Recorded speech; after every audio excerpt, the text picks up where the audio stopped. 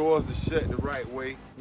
You know, and he want the scrubbing to stop, and he want us to do the suspension work. You know, plus is a couple of minor things to do with the motor, the starter, the ignition getting stuck when you just stuff like that. He wanted to be right. See how it goes in and it's not out here where it's supposed to be at? Yeah. So we need to look at that too. So when we get it in, double check and see why. Is it bolted in? Is the latch holding it? We need to find out what's actually hitting the tire. And it looks like... Oh, it's hitting the tire because this is going all the way in. This has to come up like this. Yeah. He gonna do the QA1, so... And then like up front, you put the QA1 on it, it's probably gonna lift this up just, maybe about an inch. And then if you do, it'll help with the clearance in the back, but we still gonna have to cut it. Yeah. You know what I'm saying?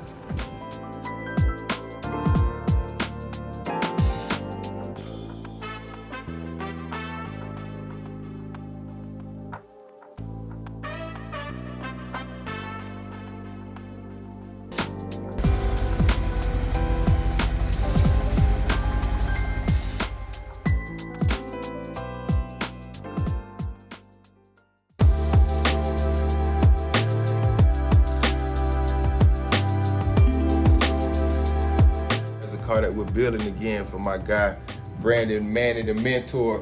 We're excited. We got his brakes in. This is a 14-inch Wilwood 6-piston kit for the front. We went with a 12-inch kit in the rear. You notice he already got the axles out. These are the brand new 26-inch wheels that Mr. Brandon decided on. This is a new finish from Forgiato. You notice on most of the 3-piece wheels, you'll see all of the bolts on the outside. You don't. Most of the bolts on these are on the rear. So you know that's a more newer style from Forgi. I noticed when I seen these. Yeah. Most of those buttons, you'll see like this button here, it'll be all the way around. They got it smooth. So I think that was a pretty good design. And then we're gonna stay tuned. We're gonna add a little custom color to this. You know, you could buy your rims with color, but we have the ability to do all of that here, mask it up, paint it, prep it. So stay tuned for that too, guys. But you see Mr. Rich down here getting a little grimy.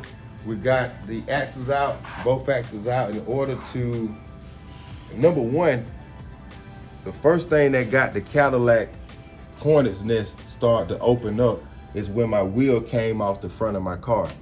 And when my wheel came off the front of my car, a guy was riding next to me and he was flagging me down. And it was back in 2012. I had 26s on my car. I'm feeling myself. I got a new paint job, a new convertible top. So when the guy pulled up on side of me, I thought he was just flagging me to talk, like asking me questions about the car. So, I just gave him the deuces and kept going. So at the light, when we slowed down, he flagged me again. So I let the window down. I'm like, what's up? He was like, hey man, your tire is going like this. It's wobbling. I'm like, nah, that's how they look. They 3-piece, they Forgiato, they different like that. The next light, God be the glory, I was slowing down to a light, so I was under 20, and I heard it just pop, it broke. The problem was the wheel studs. This part from the factory is too short. So we needed longer wheel studs for the design of the barrel of the wheel. The way that this piece, the hub sits, the length of it, you need more. This is the depth of that wheel. You need a longer wheel stud where you got more grip on the wheel, on the actual bolt that's holding it on. It would have never broke. So that's what we're doing on this one. When we put these wheels on, we noticed we didn't have a lot of thread left over. So we're gonna get longer wheel studs on the axles. Plus you had to take these out. Mr. Rich, why we had to take them out to put the backing plates? Backing plates. We had to put the backing plates on the axle, so all of this stuff would have had to come out to put the rear on. But whenever you do it, go ahead and cancel some labor. Like he noticed that the wheel bearings looked like it kind of needed to be replaced on these. While we already got it out doing the brakes, go ahead and replace all of that stuff. So he gave me a little list of stuff. We're gonna go to the store, get some brake cleaner, clean everything up, prep it, and then get the Wilwood kit installed. So stay tuned. Daytona Beach, Brandon and Manny Mentor. I told you, man, we got you covered. You already knew when you came here you was at the right shop. VTX Viato, man, let's go.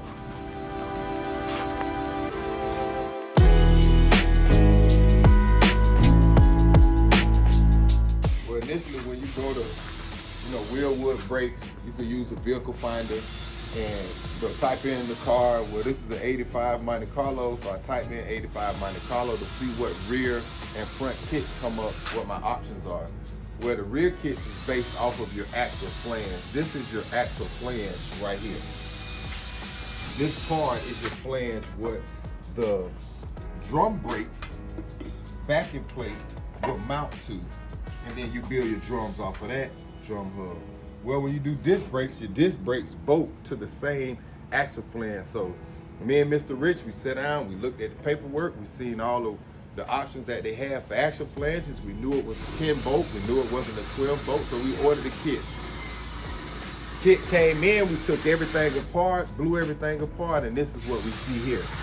None of the axle flanges are shaped like this, so we was assuming that we ordered the wrong kit.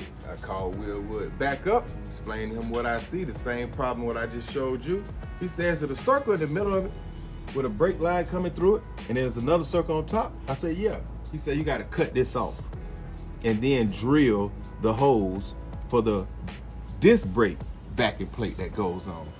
So if you come on this side, you can see Mr. Rich is loading up. Hold up, Mr. Rich, one second. Let's go on. This is what we got right here. If you come in right now, you can see he cut the top neck off. It has two mounting bolts at the bottom, and then there was another one that connected up top with the drum assembly. But now that you cut that off, we got to pre-drill two more holes. Let me see that hat. I mean the mounting bracket. Because it has 4 holes. 1, 2 at the bottom that we could use the factory 2 holes for, and then the 2 holes at the top that he's actually drilling in right now as we speak. And then once you drill it in, bolt it up. Everything goes on such so, and you bolt it up, and now you have a new disc brake assembly ready for the disc brake caliper and pad and rotor and all of that stuff there to be hooked up.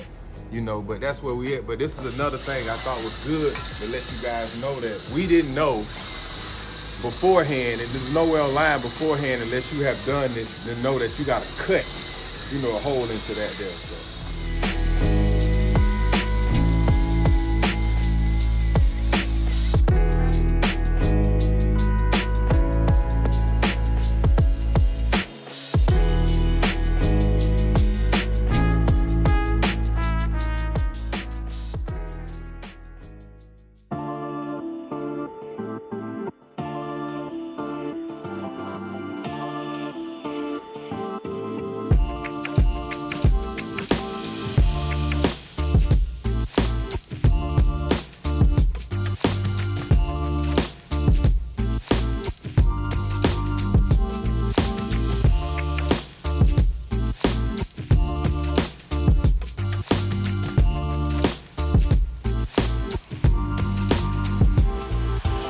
Man, look. That's, you know, that's Bondo, you know, all this Bondo, you know. This has to be patched right there. Look, look, look, look. Look. That's a bad job. Look.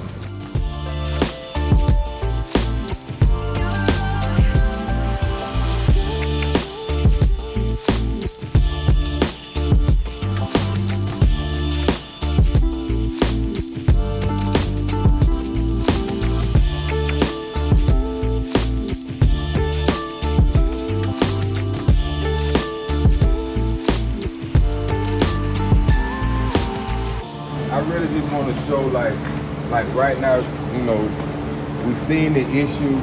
To create clearance, what they did was, if you look at the video that Justin got, they took a hammer and they beat this part in, and it rolled it all the way in. Put the piece back up. It rolled it all the way in up to about here. So this piece was bent in to the lip of this to just to create clearance. Well, now Raed got everything back out straight. He got the body contour that it has from the factory. He got the lip back to how it was from the factory, and he got the marker light bezel fitting flush all the way around. And that's before any Bondo or paint. You know, so that's the look you're looking for. You didn't have to do that. The clearance issue on these cars that you run into with a 26 is actually in the back. They didn't have to do anything to the front besides lift it up. If they would have lifted up an inch, it would have took this radius up and it wouldn't even touch. So you wouldn't even had to, you know, beat up a beautiful car like this for no reason. This was these areas here on the fender are always a kill two birds with one stone. You'll have rust here, so we gotta cut it and remake a patch. Obviously, you see how Raed put that factory line in it too. That's pretty sweet. But we remade it. We use a lot thicker metal, and we moved the suspension, the radius of it back about 1.5 inches, almost 2 inches from where it initially was. And everything is gonna bolt from the factory. You see, you still got the J-nut location right here where this fender well bolts to. So all of the factory pieces will go back in. The screw hole for the wheel well is actually already lined up here. So everything will go back in. You got all the new metal. If you see how crazy it was at first, they actually cut the rust out and never welded the metal in. They just put Bondo on it, you know, and painted it. Those are quick fixes that a lot of shops will do. And then a customer will come tell me, hey man, this man say he'll do this body work for me for $2,000. That's what you get. You know, like a lot of times, like throughout our time here at this shop, we've had several cars that came from other people's shops that had Shady McGrady work done to it. And then now once again, when you have people that, like the team we have here at VTS Auto, their eyes are trained. Not to snoop out the craziness that you did. Their eyes are trained for doing the job the correct way. So if they psychologically know the correct way is to do it is this way, they're gonna find out all of the Shady McGrady practice, the Bondo patches, the way that it's patched in the back. It's so much things. Like, we're just gonna use this car as an example car to show you how things can look good on the outside, but when you really investigate it, it's you know, it's laughable, to say the least. And tell me, like, we're not being picky about the quality of work. It's the fact that in a month, the paint job is done. Yeah. And that's another thing, the way that they do it. Like when he had that Bondo here, it was a matter of time before that Bondo started to bubble up. You know, because water's gonna get back in here, and the water's what's gonna make it crack. You know, Bondo is not a replacement body tool. Bondo is a smoothing tool. So where he welded this line here, even though he grinded the weld down, the Bondo should be here. It shouldn't be caked up thick like what we seen on the quarter panel on the Alabama, which is why we had to redo them. The trick of Bondo is to hide a weld line, not to remake a body piece. You know what I'm saying? So it's like trying to cut your grass with a weed eater. The weed eater is not designed for that. You know what I'm saying? It's a different tool that achieves the process of cutting grass. So, man, we do this, man. We got a lawn service business at VTS Auto. Let's do it. Let's go. To say the least, when you're building cars like this, you're taking them apart, you got so many new parts going back on. You know, you could put some somewhere and it get misplaced, you know. So we had the handles for the Monte Carlo, and I'm looking for an e-brake cable, and we found the handles that we've been looking for almost 2 months. You know what I'm saying? That we know was here. We know it ain't leading nowhere. Like, we're a tight-knit group here at VTS Auto, so we might argue and fuss and fight, but everybody got each other back. You know what I'm saying? I know nobody ain't gonna take no door handles. So just saying all that to say, it feels good when you get to this stage. You got brand new handles, you know, the customer purchase. Also,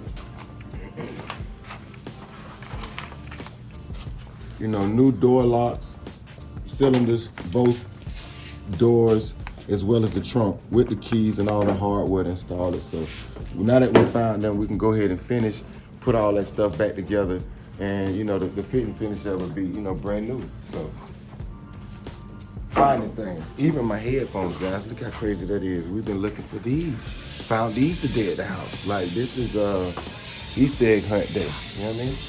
And we win it, Team VTS Auto.